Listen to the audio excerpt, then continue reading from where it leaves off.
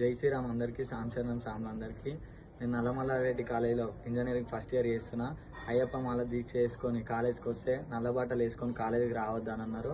Mid exam అప్పుడు వేసుకొని వచ్చిన, కాలేజ్ డ్రెస్ వేసుకొని వస్తేనే కాలేజీకి రావాలని అని అన్నారు సార్ వాళ్ళు. మన ఇష్టం లేకున్నా కానీ కాలేజ్ డ్రెస్ వేయించారు. కాలేజ్ డ్రెస్ వేసుకుంటేనే కాలేజీ రావాలని చెప్పారు.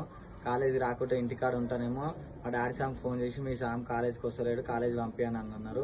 ఇలా మాల బట్టలు వేసుకొని కాలేజ్కి వస్తే లోపలికి వచ్చినాక నల్ల బట్టలు ఇప్పి కాలేజ్ డ్రెస్ వేసుకొని ఉంటేనే కాలేజీకి రావాలని చెప్పారు. సార్ ఇట్లా అడ్డవులుగా మాట్లాడిండు సాంశరణం అందరికీ. సారు నిన్ను ఎవరు రమ్మన్నాడు కాలేజ్కి, నువ్వు ఎందుకు వచ్చినావు, ఇంటికాడనే ఉండాలి, 40 మాల వేసుకొని నువ్వు ఎందుకు వచ్చినావు అని అన్నారు. మరి ఇతర మతాలకు ఇట్లా గడ్డాలు మీసాలు పెంచుకొని వస్తే అలౌ చేసారు, కానీ నేను మాల వేసుకొని నల్ల బట్టలు వేసుకుంటే మనకు నల్లమల్లారెడ్డి కాలేజీలో అలౌ చేస్తలేరు. బలవంతంగా నాకు కాలేజ్ డ్రెస్ లేకున్నా అని కాలేజ్ డ్రెస్సులు స్టాఫ్ రూమ్లో పోయి కాలేజ్ డ్రెస్ ఇప్పించి నాకు కాలేజ్ డ్రెస్ వేయించారు. సార్ సామిని ఎందుకు వేసుకురావద్దు సార్ సామ అంటే, నువ్వేమన్నా నీతులు చెప్తున్నావు, మేము 18 సంవత్సరాల నుంచి పని చేస్తున్నాం, నువ్వేమన్నా కొత్తనా అని అంటారు.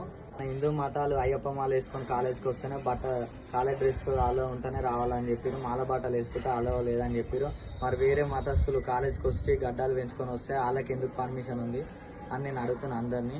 సాంశరణం అందరు రియాక్ట్ కావాలి, సాంలకి సాంశరణం.